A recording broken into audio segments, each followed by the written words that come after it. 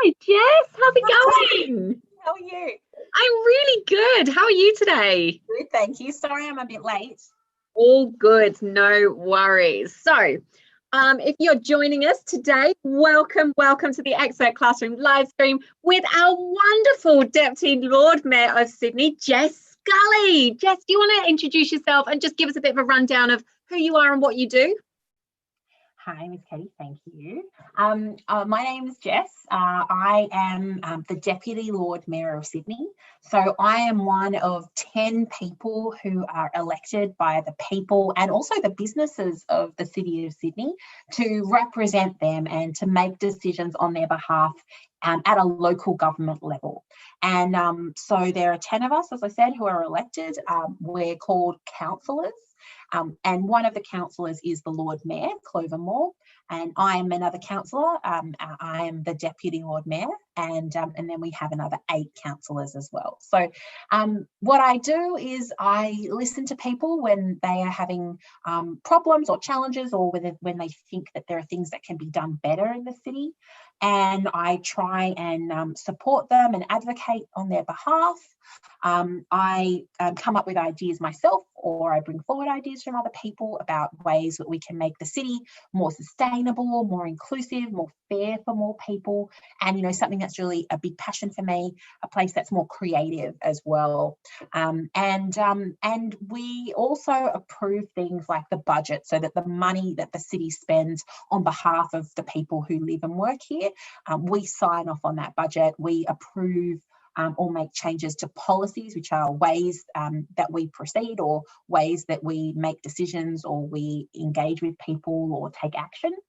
And that's kind of, and the other thing I do is I spend a lot of time talking to people in the community and hear how they're going and figure out if we can do things better.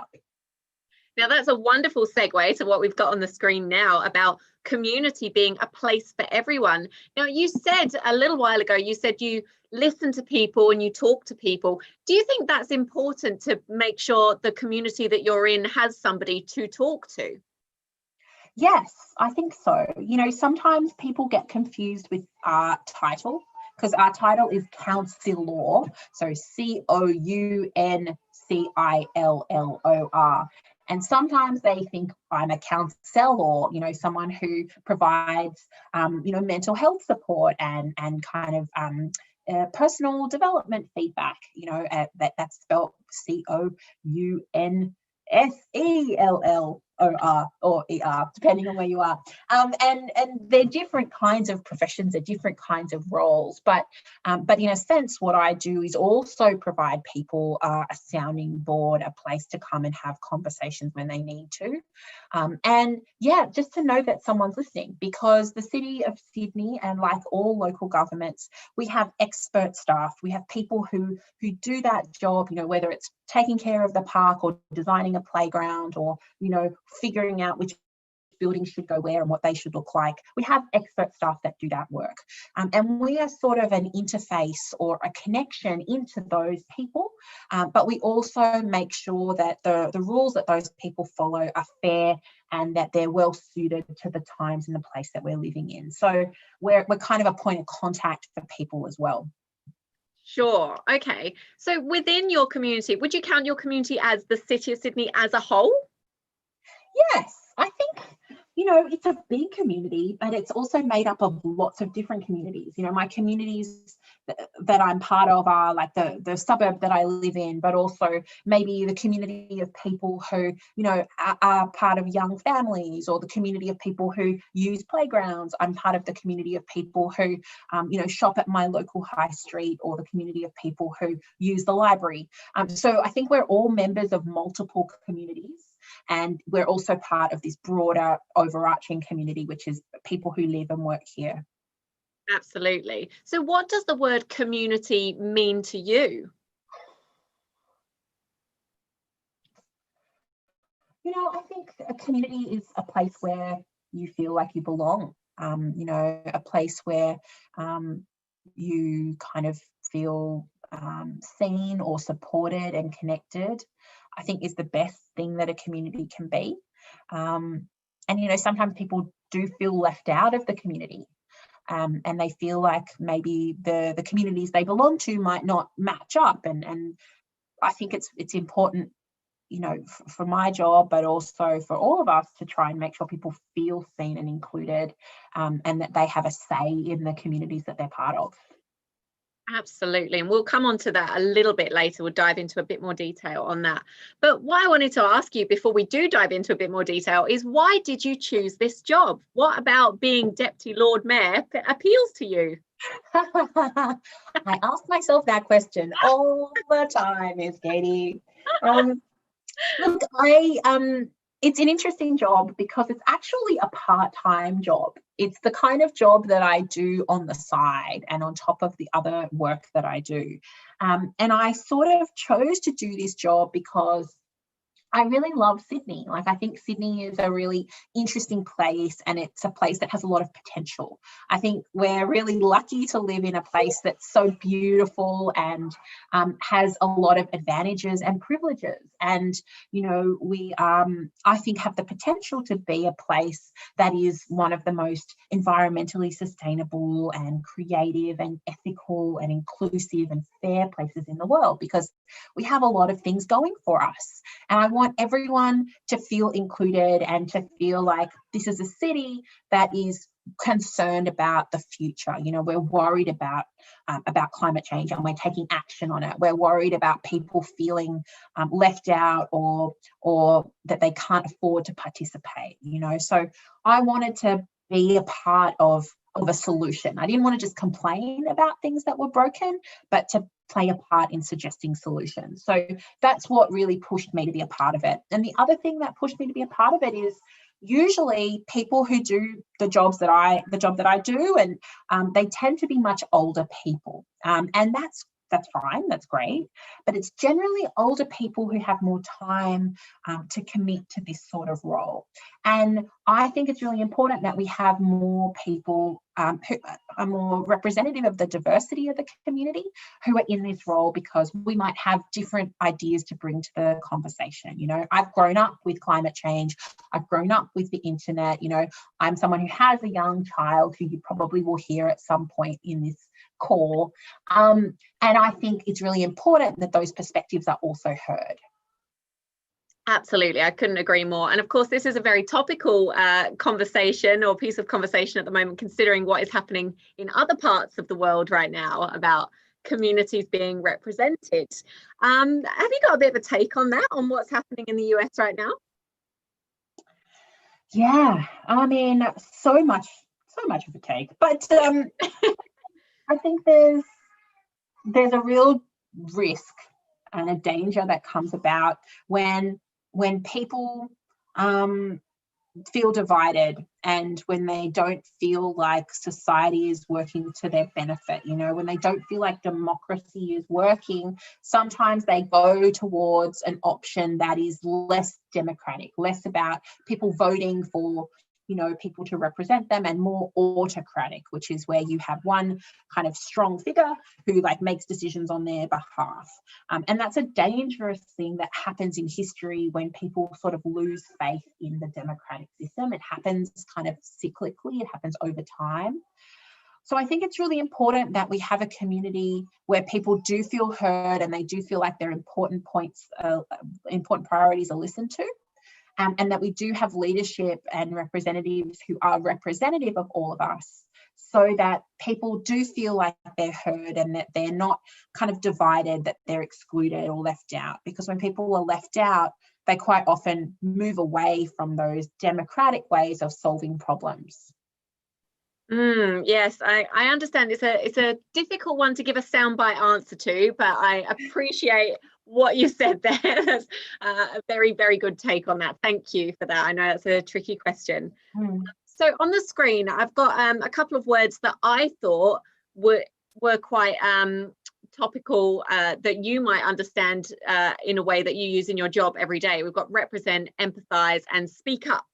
And I thought those words really kind of represented how the city of Sydney has come together to create that amazingly multi-level supportive community that you've really been a part of creating. But what I wanted to ask you was, when you are empathizing with the needs of others, what needs have you really had to go into depth and understand about the different groups of people in Sydney? Look, I think one of the challenges that we have to deal with, or anyone has to deal with who is making decisions on behalf of other people, is that I have to, look, I can empathize with people who all have different points of view, and who's, for sometimes their points of view don't match up, and the things that they want can't be accommodated at the same time. You know, there's one road, some people want car parking on it, and some people want a bike path, right? And so as a decision maker, I can empathize with both groups of people, and I can talk to them all and try and find a compromise solution that will make them feel heard and will hopefully reach a positive outcome. But at the end of the day, there's either going to be car parking or a bike path on the street. So I have to make a choice. That's the hard thing about being a leader and being an elected representative, is sometimes you're going to upset half of the people, you know, or not half, but a part of the community, or multiple parts of the community. So I think that's something that I've had to learn as a skill, where I might disagree with someone, or I might think that there's a broader set of ideas or contexts that they might not be taking into account, or that they might not think is as important. And I need to respect their point of view and have empathy for them, but I don't necessarily need to agree with them all the time, because I have to be mindful of that broader context and the other competing interests that are at play, and the needs of different communities as well. Absolutely. And I think that those kinds of skills are something that we don't yet get taught in school, perhaps, and they're really hard to pick up. So for our students watching, for our classes joining in today, what are some of the ways that they could learn to develop those kind of leadership skills? I want to come to this class. It sounds great. Look, I think it's really hard to do. I found it really challenging myself. You know, I've been an elected representative for 4 years now, and I'm someone who has really passionate beliefs in certain things. And so I've had to learn how to be more respectful and accommodating of people who have different points of view to me. And I think you're absolutely right that this is a skill set that we need to teach in schools, because it's about having respectful relationships with people, even when we don't agree with them, and finding a way to communicate that, but then also learning how to end that conversation and to say, you know, I've heard you and I understand what you're telling me. I've taken your feedback on board. I've documented it. But I also want you to know that I have heard other points of view, and they are also valid points of view, and I need to balance those competing interests. And the reality is, you may not get a result that you like from this process, but you have been heard, and I understand where you're coming from. So that's one of the big things that I've had to learn. And I think it's about learning how to be an active and respectful listener, and learning how to understand and maybe document what people are telling me, and try to get to the root of what they're telling me. You know, if someone's upset about a project or something that's happening, or let's say it's a playground that's going in their local park, and they much preferred it for soccer, but I'm putting a swing set and a slide in there, right? Or the city's proposing to do that. I need to understand what the key point is that they're making. You know, they're not upset because they hate the swing set and the slide. They're upset because they think they're losing the opportunity to have the soccer pitch, right? So how can I say, we're not going to be able to deliver you the swing set and the soccer pitch at the same time and the same place, but we've got plans for a soccer pitch down the road, and, you know, that's coming too, or you can use this other service. So it's trying to understand what people are really getting at too. Yeah, and it sounds like that's where being a counsellor and a counsellor kind of cross over a little bit, right? Yes, sometimes. Okay, now the last phrase on this slide here is speak up. So what about if there's a group of people that are looking for a leader, they're looking for someone to make those changes because they can't make them themselves?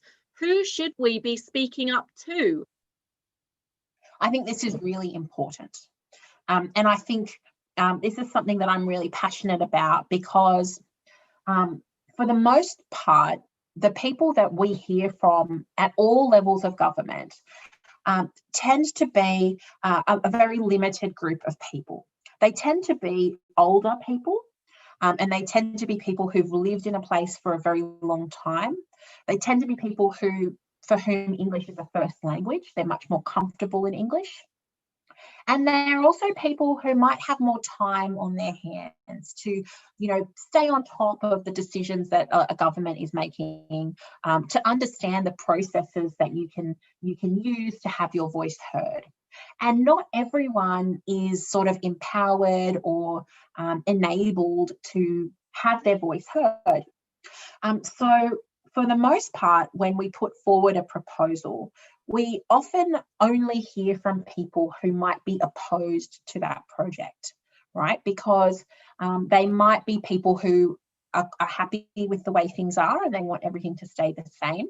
And they might be people who, have a stake in things remaining as they are. They might not be the voices who say, well, actually, we think we want to make it easier for solar panels, or we want to make it easier for more, community gardens, or whatever it is. So I think it's really important that people, particularly younger people, learn how to have their voices heard in a way that governments can hear them. Because I think younger people tend to have a lot of skills, particularly in online communication, and that's awesome. But governments are pretty old-fashioned, and we actually aren't that good at hearing that feedback online. So sometimes if you like a Facebook page or post about something, or if you sign a petition that's online, that doesn't come through to us. We kind of need you to engage with our processes as well. So it's really important that we kind of teach more people more ways to have their voices heard, and also that people who are not just opposed to things but in support of things actually come forward. So that if you, for example, want to see more solar panels, more community gardens, more playgrounds, more cycle paths, then we need to hear from you, because we often hear from people who want fewer of those things. Oh, wow, that's got to be a really tough thing to balance, but hopefully in the future there will be a lot more ways for people to kind of get involved on the younger end of the age spectrum as well. I hope so. And at the City of Sydney, we've had a number of different processes. Oh my gosh, these are really funny photos. We've had a number of different processes for in drawing out the ideas of young people. And we do a process every 10 years where we sort of design and set our priorities for the 10 years ahead. And we are really proactive in going out and talking to young people and asking them to submit their ideas. When we have playground designs, particularly if the playgrounds are near schools, we often ask the school students in those playgrounds to have input into the design of those playgrounds, so we get a better idea of what kids would want there. And we also had a really interesting process where we asked people to write or draw on the back of a postcard what they want from the future of the city, and to send us those postcards. And we received about 2,500 responses last year. And then we got another group of Sydney-siders who were representative of the whole city. So they were either, they showed the age range, they showed like the income levels and all of those sorts of things that make people different. And we asked them to take that feedback, those postcards and those ideas, and to come forward to us with a plan as to what they think people want to hear or want to see in the future of their city. So that's one way that we sort of do that work. And there's a whole bunch of different programs we have. We have programs like emerging civic leaders, where we support people who are in high school to learn how to take part in government decision making, for example. And then there's also a website which is called sydneyyoursay.com. And it's a website where anytime there is a policy change or a new proposal for a playground or a cycleway or you name it, we ask people to have their input. And there's a really cool one at the moment, actually, which is something that I took to council, which is to create a giant rainbow footpath in a park in Surrey Hills, which is really exciting. And so what we basically say is, hey, this is our idea. This is what the footpath would look like. Do you like it? Do you want it to go ahead? And so I'm hopeful that a lot of people who think, yes, rainbow footpath, will go on the website and say, yes, please give us the rainbow footpath. And that's a way that people can have their input and their feedback into different things that we do. Well, I've got my fingers crossed for that one, because I think I saw that on your Instagram and I absolutely fell in love with it. So I really hope that one goes ahead. Looks so cool. I want more rainbow footpaths, please. Please, all of the rainbows. Now, on the screen, you said these are some funny photos, and these are actually some of my favourite photos of you. But this is all about the tools of the trade. So the tools that you guys use in government and the tools that we can use to kind of help you make decisions with that. Now, the middle photo, I guess, is the most important for me, because sometimes when we think of decision making or protesting or having your say, we think loudspeakers are making a big fuss and making a noise. Do you need a loudspeaker to get your point across? No, you don't. You really don't. Sometimes, look, protest is really important, and sometimes it feels really great to, show up in front of a building with a cool sign that you made and a megaphone and say, we don't want this thing. And you know what? Sometimes we really need to do that. But there are other ways that you can have your voice heard, and sometimes those other ways are more effective. And they're really simple things like writing emails and letters. And emails really work. So you can just look at an issue that is important to you. You can think about the level of government or ask questions of your teachers and people around you about the levels of government that are responsible for that issue. And then you could write an email to say, I want this kind of outcome. Can you help me achieve that? Or can you tell me about who's working on that? And that's a way to be a voice in support of the kind of ideas you want to see arise or the change that you want to see happen. So you can just use a keyboard. You don't have to use a megaphone, I promise. Very, very important, but very good to know. Now, this next section is a bit of a game, Jess. Are you up for playing a game with me? Absolutely. Now, do you remember the game, first thing on your mind? So I'll say a word and you tell me a word that you associate with that. Okay, I can do that. Okay, here we go. So the first word we've got is diversity. What's the first thing that comes to your mind? Reality. Why is that? Because actually, when people talk about diversity, I think what they really mean is representing reality. Because in Sydney at the moment, 50% of us were either born overseas or have at least one parent born overseas. For me, I was born in Australia, but both of my parents were born overseas in different countries, right? By your accent, I think you were probably born somewhere else as well. I was, yes. Right? So, and I think if the students and the teachers that are tuning into this as well, I think if they did the numbers, it'd probably be about the same in their classrooms. So when we talk about diversity, I really think we're meaning is representing the reality that we live in. And that means that about half of us are women and girls.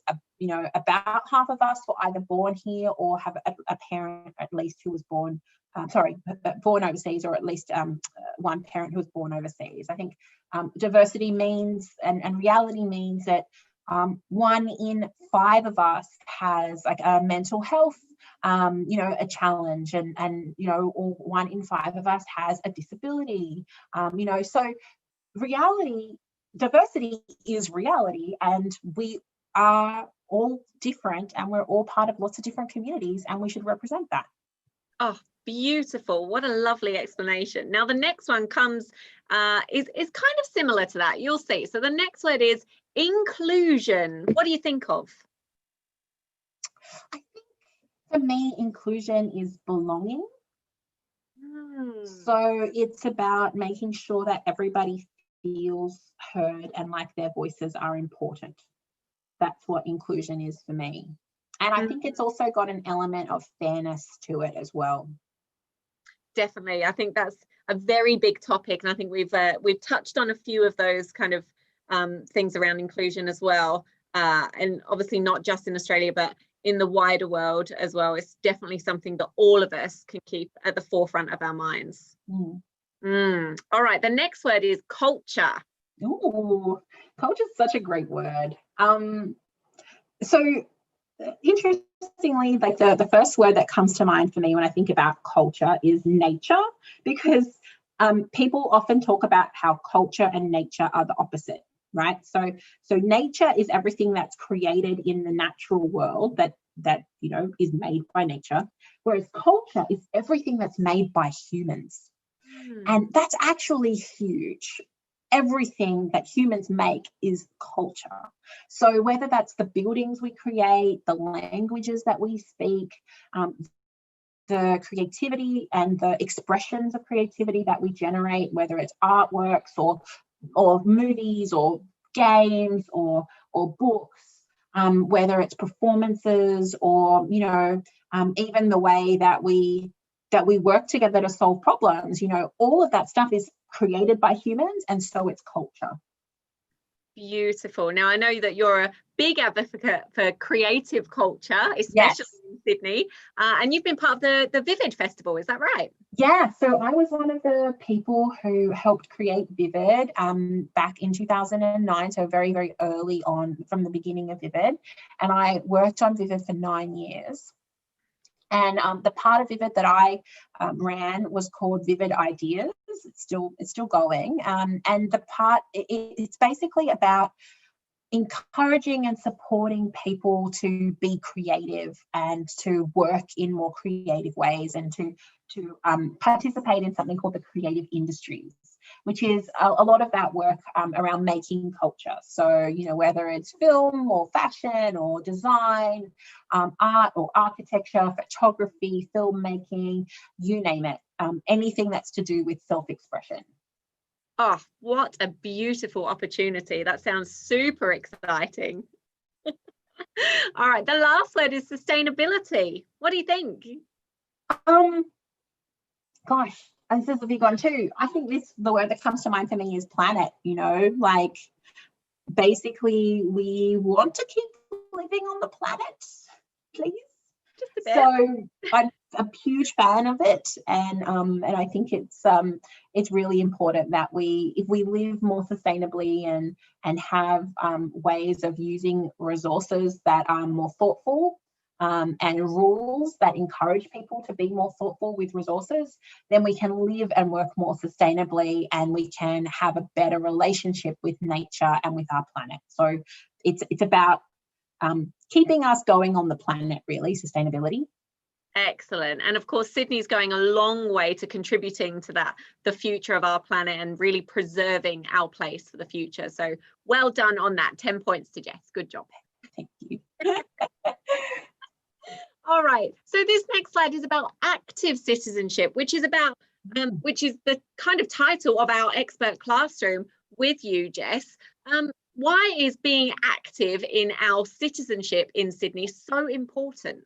Oh, it's so important. It's important because I think a lot of the time, people have thought that democracy and being a citizen is about voting, right? And young people can't vote, so are they citizens? Or maybe democracy is only once every 4 years, where I go to cast my vote at the ballot box.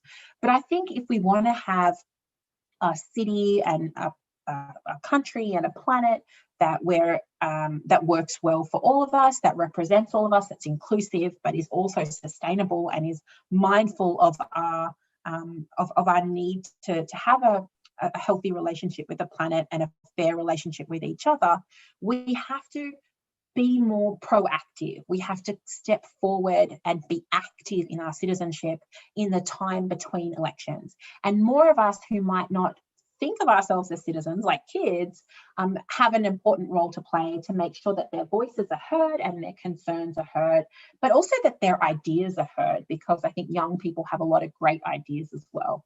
So that's what active citizenship is. It's about having your voice heard and being involved and putting new ideas forward and supporting ideas that you think are a good way to create more fairness or have a more sustainable world as well. And where can we begin? I mean, I think it's by identifying things that are really important to you and then figuring out how you can be an active voice in support of those things, you know, whether it's, you know, more trees being planted, or it could be, you know, more inclusive playgrounds where everyone can play, or it could be having better recycling rules, or getting solar panels on your school. I mean, there's so many different places where you can begin, depending on what you're really passionate about. Beautiful, some great ideas there. And if we have got some leaders joining us, some potential future leaders joining us who want to go and represent their community, how do they find out who is being underrepresented and how do they support them? Ooh. Look, I think you can assume that young people are underrepresented. So, you know, as I said at the beginning, you know, we're all members of different communities, but even just this broader community of people under 18, I think you're already sort of underrepresented because you don't get to vote and you don't get to have your say in that traditional democratic process. So I think that would probably be a really good place to begin, is to think like, how can I support the ideas of young people being heard, and what are my ideas as a young person, and how can I get those across? Are there things in your local area that you can have a say in? So I would start with your identity as a young person, and then think about your other identities or other communities that you could draw from, that you think are being, that you don't see being included or asked about your opinions. And then maybe think about the places in your community as well where you can imagine other possibilities or see potential for more exciting things to happen, or even places within your school where you'd like to see some changes. And you know, schools are kind of like little governments as well. You know, they're like a small city, and you could figure out, okay, your principal is like your mayor, and then, you know, you've got your teachers and they're kind of like your counselors, or your student representative council might be a bit like your counselors as well. And how can you put forward your ideas to them? How can you talk to other kids in your class who might have those interests as well, or think that those are good ideas, and then share those ideas kind of to the leaders within your own school or your own community. Oh, fantastic. Well, I'm looking forward to seeing lots of work on governments and active citizenship in schools around Sydney. And do send in your work to hello@kimblerneducation.com.au, and we'll send it on to Jess and see what she thinks. Please, I want to see this. So Jess, before we finish, one final question. What do you think is in the future of our government in Sydney? Oh, I think I would love to see, there's so many things. I would love to see more pathways to support active citizenship. You know, at the moment, we tend to rely very heavily on people like me who step forward to do these sort of formal ways of being leaders, like being a councillor or deputy Lord Mayor. But I would like to have some systems to help more kids and other people in our community to be active citizens. And there are some really cool pathways to doing that. There's a thing called the Citizens Assembly, or the Citizens Jury, or the Citizens Convention, which is a way to get more voices heard on big issues like climate action, for example. And there's lots of places in other parts of the world where people from the ages of 16 to 80 have come forward and had their ideas heard and helped shape their country's climate policy, for example. So I think that sort of pathways to active citizenship, that's in our future. And lots of other exciting ideas that people haven't had yet. So I can't wait to hear them. Oh, definitely. Send them in. We'd love to see what you've got going on and what ideas you've got for the future of Sydney.